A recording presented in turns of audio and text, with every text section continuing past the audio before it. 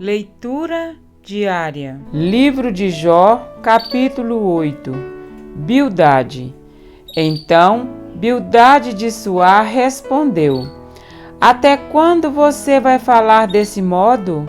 Suas palavras são um grande vendaval. Acaso Deus torce a justiça?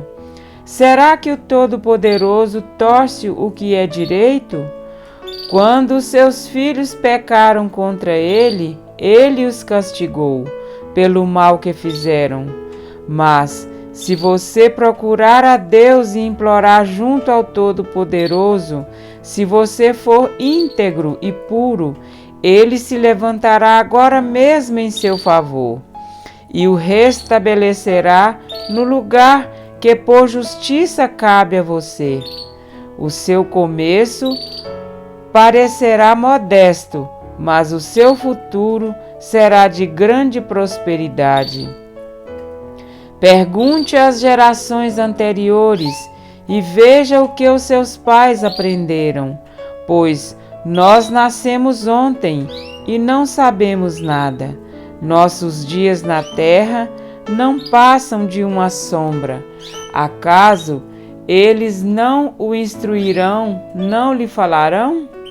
Não proferirão palavras vindas do entendimento? Poderá o papiro crescer, senão no pântano? Sem água, cresce o junco? Mal cresce e antes de ser colhido, seca-se, mais depressa que qualquer grama. Esse é o destino de todo o que se esquece de Deus. Assim, perece a esperança dos ímpios. Aquilo em que ele confia é frágil. Aquilo em que se apoia é uma teia de aranha. Encosta-se em sua teia, mas ela cede. Agarra-se a ela, mas ela não aguenta. Ele é como uma planta, bem regada ao brilho do sol, espalhando seus brotos pelo jardim, entrelaça as raízes em torno de um monte de pedras e procura um lugar entre as rochas. Mas, quando é arrancada do seu lugar, este a rejeita e diz: Nunca a vi. Esse é o fim da sua vida. E do solo brotam outras plantas, pois o certo é que Deus não rejeita o íntegro e não fortalece as mãos dos que fazem o mal. Mas quanto a você, ele encherá de riso a sua boca e de brados de alegria os seus lábios. Seus inimigos se vestirão de vergonha e as tendas dos ímpios não mais existirão. Amém? Para refletir. Acusado injustamente por Elifaz, Jó externou o seu sofrimento e expôs diante de Deus a sua queixa. Não bastasse todo o mal que o afligia, teve de suportar mais palavras de acusação. Além de reprovar a réplica de Jó, Bildade insinuou que a morte dos filhos de Jó foi consequência de seus próprios pecados e colocou em dúvida a sua pureza e retidão. O estado de Jó era visto como um castigo, já que a prosperidade e o sucesso eram intimamente relacionados a uma vida de integridade diante de Deus. No verso 7, contudo, mesmo sem saber, Bildade profetizou a sorte final de Jó.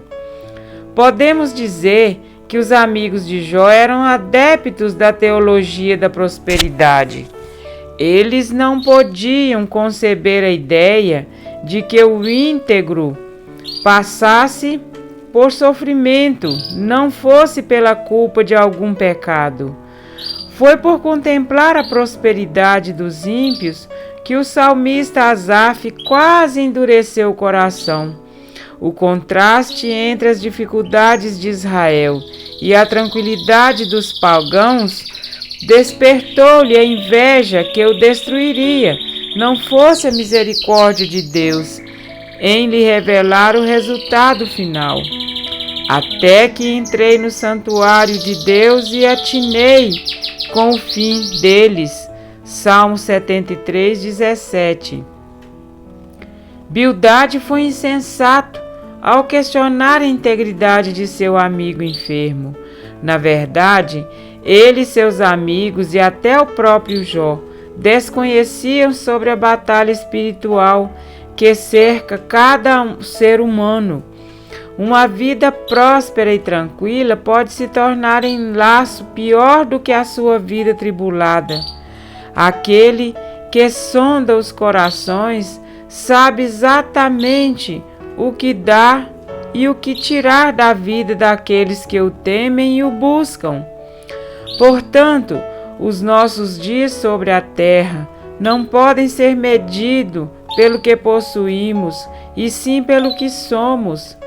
A essência de Jó foi ignorada pelos olhos que só enxergam a aparência, mas foi naquele que vê o coração que ele depôs as suas feridas. Sabem, nós julgamos e somos julgados com muita facilidade. Nossas orações são repletas de formalismo, enquanto nosso coração implode pela necessidade de ser revelado.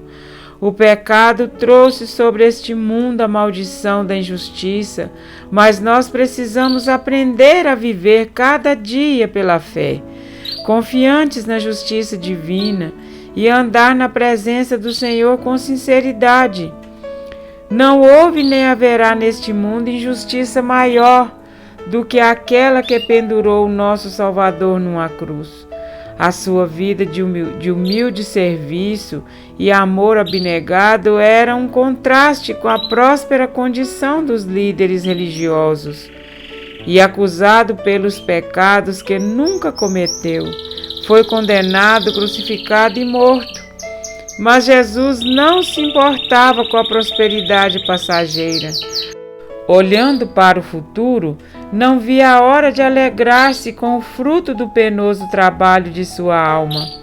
Isaías 53, 11. Assim como a tristeza de Jó tornou-se em triunfo, uma gloriosa vitória final nos foi garantida na cruz, que independente de nossa condição aqui nesta terra e do que julgam a nosso respeito, olhemos firmemente para o autor e consumador da fé, Jesus, o qual, em troca da alegria que lhe estava proposta, suportou a cruz, não fazendo caso da ignomínia, e está sentado à destra do trono de Deus.